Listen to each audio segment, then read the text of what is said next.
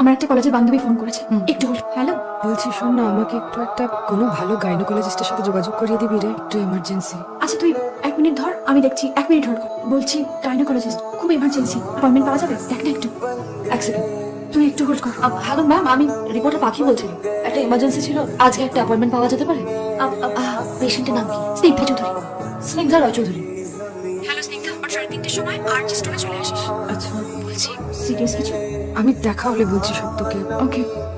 আমি একটা second opinion নিতে চাই। রিতম, একটাই তো শুধু ডাক্তারের সেকেন্ড ওপিনিয়নের কথা বলছি, এমন কি চাইছি গো? এত কি অসুবিধে বাবু? অসুবিধাটা কোথায় জানো? তোমার এই না কথা শোনাটা, সবাইকে ইগনোর করাটা।